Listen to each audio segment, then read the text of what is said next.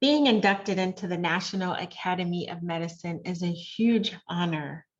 It is also an opportunity to thank all of the researchers that have contributed to the work that represents this award over the years.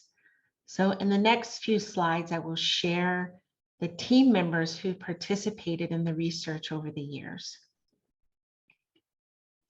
After I finished my residency at Howard University, I then went to Stanford to get a PhD in education, and this is where all of my research began. The first team member in the Pugh Laboratory history is Kunal Girotra, and he was an undergraduate researcher who had an interest in data. He partnered with me on all the sensor-enabled clinical exam trainers that were producing a significant amount of data.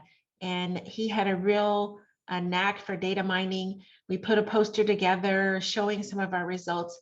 And this was in 2002, almost 20 years ago, at the biomedical computation meeting at Stanford. He won first place, and it's just so exciting. I have recently connected with Kunal again. He is now founder and CEO of his own company, and this is just amazing to see lab members move on and do great things. For the research, I would go on to get a Spencer Foundation grant for my dissertation, and then also a Stimler grant from the National Board of Medical Examiners. And this really set the stage for the next level of research and the research team. I was able to move the Stimler grant with me to my first faculty position at Northwestern, where we were as a laboratory associated with the Northwestern Center for Advanced Surgical Education, where I was the director. And these are the first researchers that were in my laboratory, one an engineer and another one a pre-med student. And this was just really a great beginning to my faculty position and our research at Northwestern. Additional lab members joined the team later on. This is Lauren Salud and I preparing one of the simulators with the sensor and building a computer interface so that we could collect data. And that was always the goal, perfecting, piloting, and making sure that everything worked well so that we can collect pristine data. I got my hands wet. I soldered, I used crimping tools, you name it, anything that we could do to get the technology ready for data collection. This is one of our data collections at Northwestern relating to suturing, not only general suturing, but also suturing pancreatic jejunostomy. And our team is filming the whole process in terms of this surgeon talking through the decisions and their approach on how they do certain types of anastomoses depending on the size of the pancreatic duct. This was eventually my full team at Northwestern, 3 engineers, 2 pre-med students, just an amazing time, really, really productive researchers. And the Calvin, whom you see here, when we moved to Stanford, he came, to Wisconsin, he came with us. We also received money from the Telemedicine and Advanced Technology Research Center, which is a subgroup from the Department of Defense, and that also took our research to the next level. And the most exciting thing was to get our first NIH funding at Northwestern, and I won the PCASE Award, the Presidential Early Career Award for Scientists and Engineers. I took my entire laboratory team as well as my family, and we all had a great time in Washington, D.C. To celebrate the success of the laboratory and all of the hard work that everyone put in for writing that R01. Just amazing, really amazing day, meeting all of the other researchers as well as President Obama. We would then move on to University of Wisconsin, and we became the Simulation and Engineering for Surgical Education Laboratory. And the funding that we had enabled our lab to grow tremendously.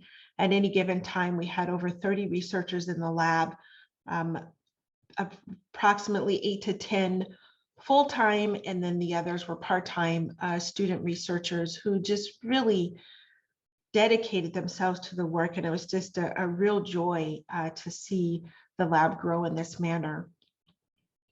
We took a number of pictures throughout the years of the team members, as you can see here. And again, many different majors: electrical engineering, computer science, biomechanical engineering, robotics, education, just a really amazing group of people that dedicated themselves to this work: biostatisticians, basic scientists. Really, really exciting team, and surgery residents that did their 2 years of research in the lab. A number of the team members that you see here in the front row all came to Stanford when we transitioned. But most of the time, we had a really great time fabricating, planning for data collections, writing papers. A really great time having junior researchers on the podium at major medical organizations. Really, really exciting. This is a picture of one of our instrumentation diagrams for where we would place sensors inside of a mannequin to collect data. This was a clubfoot model. This is an opportunity that I had to share some of our work on a TED Med stage. And these are venues where, because it is not a surgical venue, that it was an opportunity to get additional collaborations from a wide variety of engineers and data scientists. So very exciting opportunities here.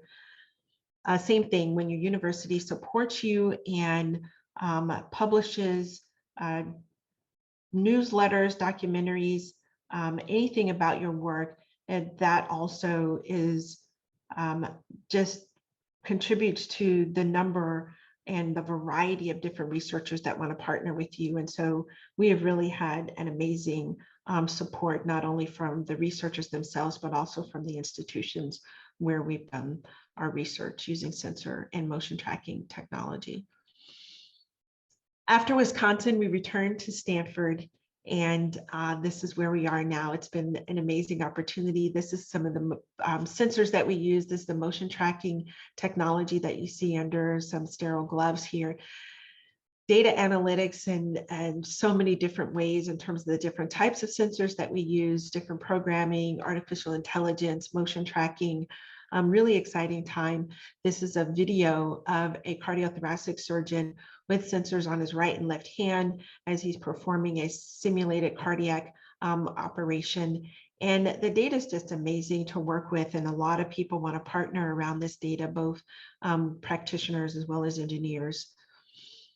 These are some of the engineers that are partnering with us on Stanford's campus. Janan Bao, who is a chemical engineer who makes some amazing microscopic, micro-thin sensors that are really the future of this research. So we're very excited to partner with them.